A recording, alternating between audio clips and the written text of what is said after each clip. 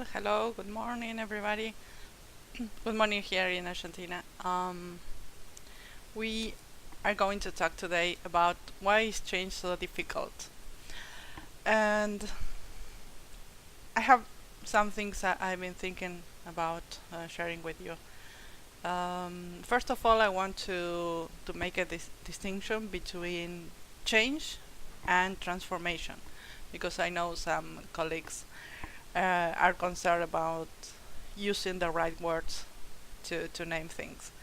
And in this case, although I will be using change and transformation interchangeably, but I know there's a distinction. Some colleagues say, for example, if you say change, change may be for the good or for a bad situation. So it's just anything that is modified, basically. But when you talk about transformation, you talk about a process that it has certain steps or stages where you are um, becoming a different thing every time, and it's supposed to be also for the better. But I think it can also be for the worse. If you think about, I don't know, Hulk, Incredible Hulk, he was also transformed into something different, and he had these processes. So I'm not exactly sure if transformation and change are so different for this very talk that we will have today. But yeah, we could explore more about that later, about change versus transformation.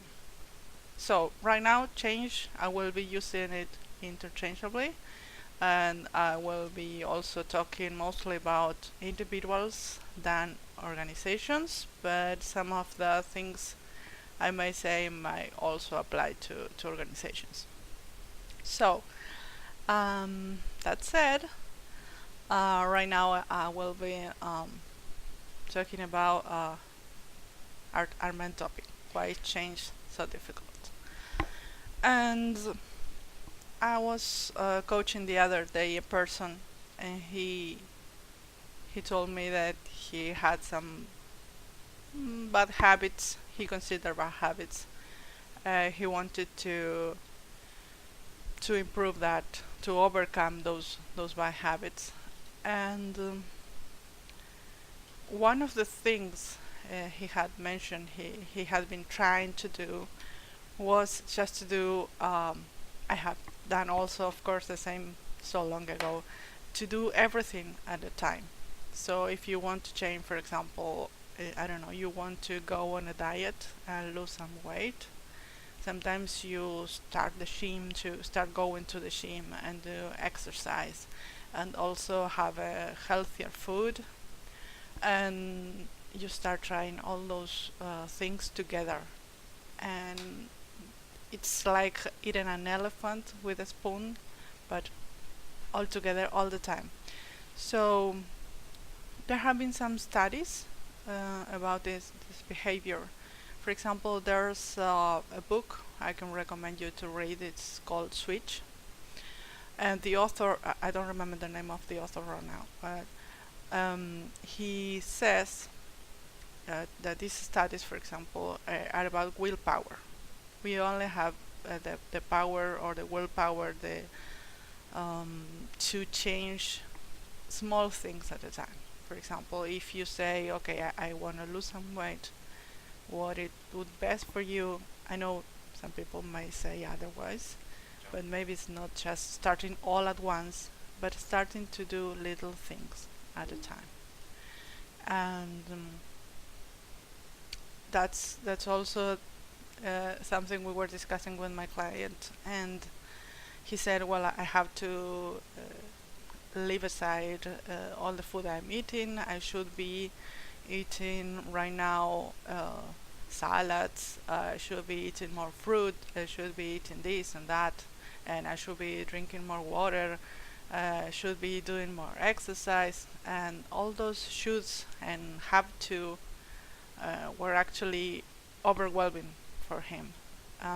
Some of the things we tried was okay, so if you want to change that, just do it in small steps. For example, if you consider that maybe drinking sodas is is the worst thing you can do right now, just don't say I won't drink any soda anymore in my life. Just say, okay, this time I will have just a shorter amount in my glass, and that, for example, you can say, okay, I always drink this big. My glass is this big.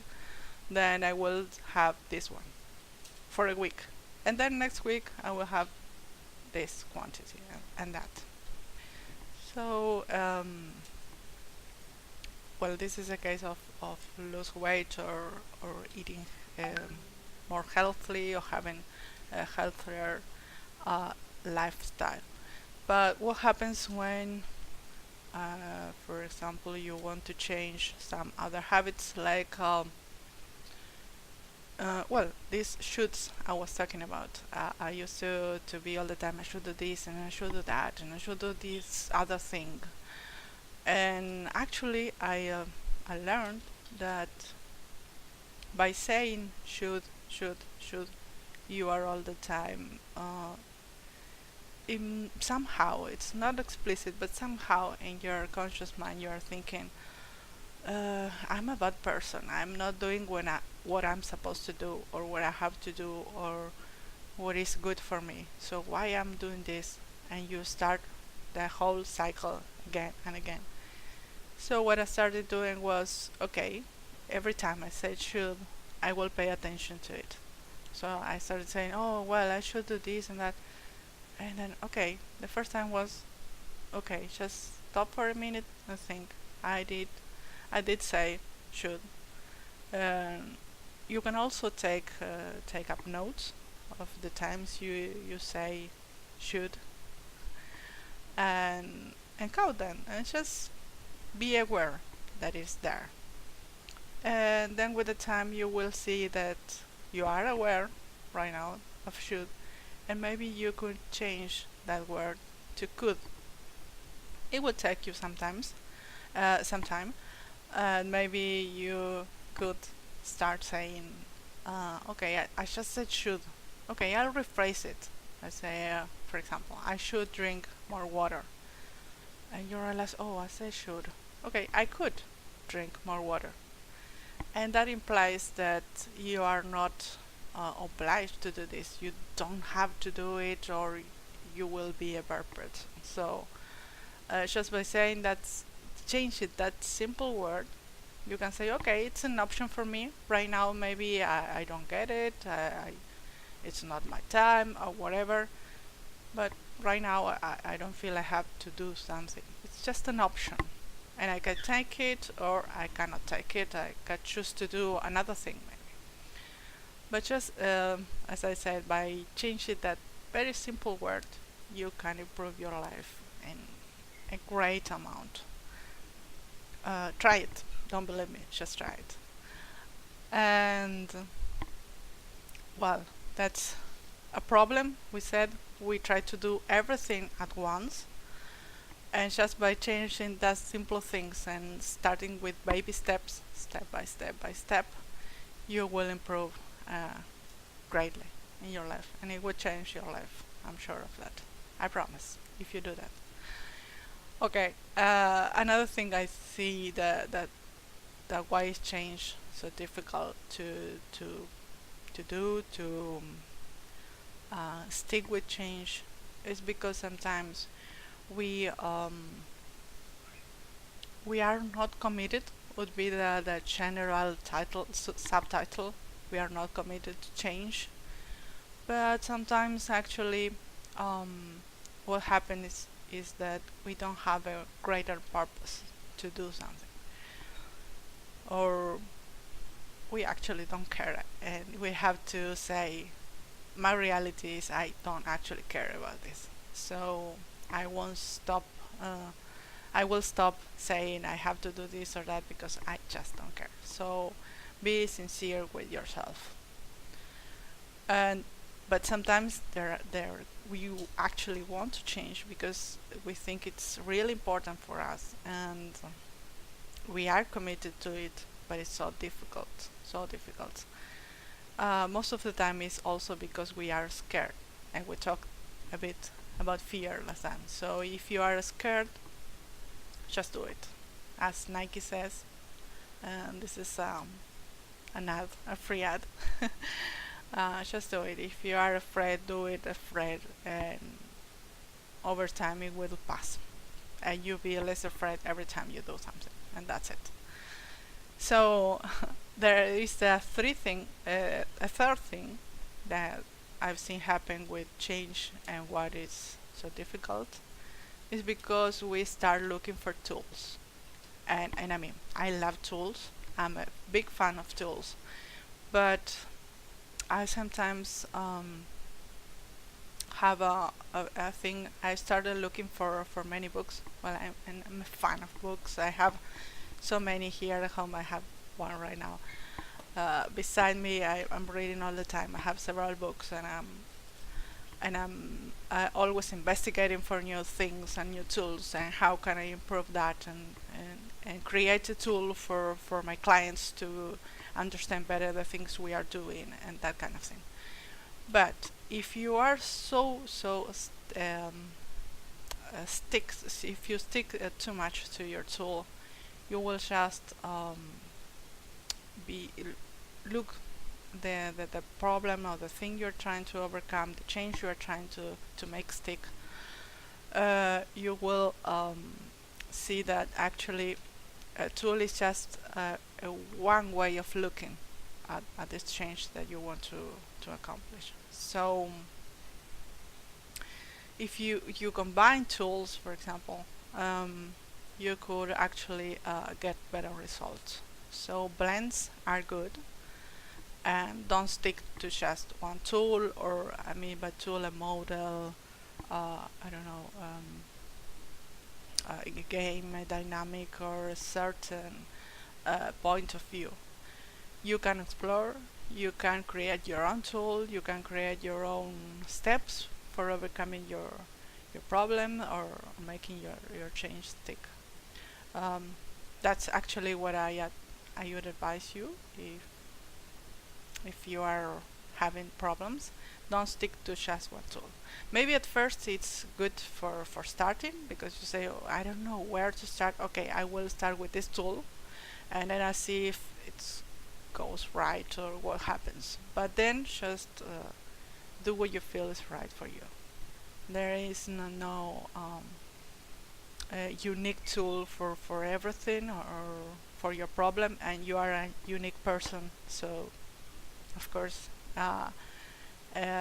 it may help you to the things I'm telling you, but maybe you say, okay, for me none of what you said is good. I will try my way, and that's perfect as long as you do, and as you commit to your objective and keep on trying.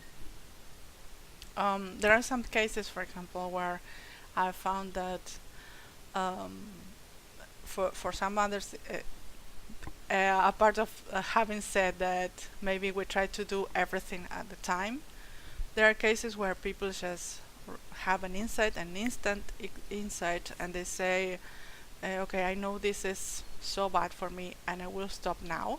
And they actually commit, and they have this idea of just letting it go, and they do it. For example, I have a relative of mine that once want to donate blood, and as the nurse was extracting for her from her the blood, she was watching the other tubes, and the other were very red, and she said, "Why is my blood so dark compared to the ones that have already been taken, the blood samples?" And the nurse asked her, "Are you a smoker person?" And she said, "Yeah, I smoke." So, "Oh, what? That's why," said the nurse. And immediately she said, "I have to stop smoking," and she did that day. She have never smoking. I don't know if that right, a cigarette after that. So these kind of changes, immediate changes happen, but they take maybe certain circumstances. And if the change is too overwhelming, as we said before, doing so many things at a time, it's maybe better for you to do step by step. So, well, another thing I wanted to say is that may help you in your changes is ask for help. Ask somebody to coach you, to mentor you. It doesn't have to be a professional coach. I mean, if you, I don't know, you want to go out running or start dancing or whatever it is you want to change or improve or do, just ask for somebody to help you, or maybe not help you, but just be there for you. Just stand there and say, okay, go, go, go. Be like your accountability buddy. There's the case for Marshall Goldsmith. He's a very renowned coach, and he says he actually realizes he would never answer the same question he gives to his coaches. There are 6 questions he asks his coaches to ask themselves every day about if they are happy right now, if we have done the things that actually care to them every day, every day. And he said, I know I won't do it. So he hired the person to call him every day to ask the questions to him, and he would answer. So if you had a person that helps you in that way, it's awesome. So ask for help if you can do it alone. And I also have realized that having mentors and coaches for myself have improved my effectivity, if you could say, or productivity, your way of working, and being more open to learning. And I also have done so many things that they have already failed, and you can learn a lot from them. If you are going through a path that is not right for you, or they may say something that you don't see, they will tell you. So having a coach is perfect. Perfect. As I said, it doesn't have to be a professional coach. You can have a friend that you know he will tell you that something's going wrong, or when you are also going right. It doesn't have to be all the time you are doing this wrong, gonna do this.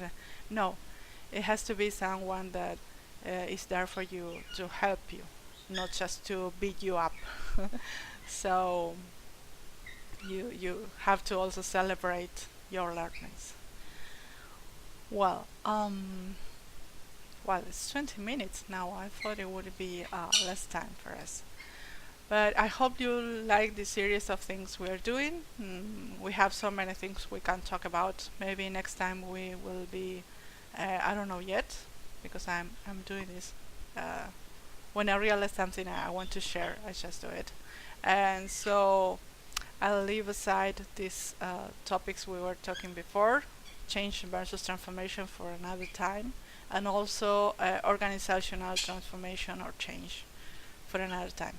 So I hope you like it, and comment below about the learnings you have, and if you have done these exercises, or what else you have done that has helped you improve in your life, and has made change more easy for you in the past or right now. So have fun, and see you next Thursday. Bye bye.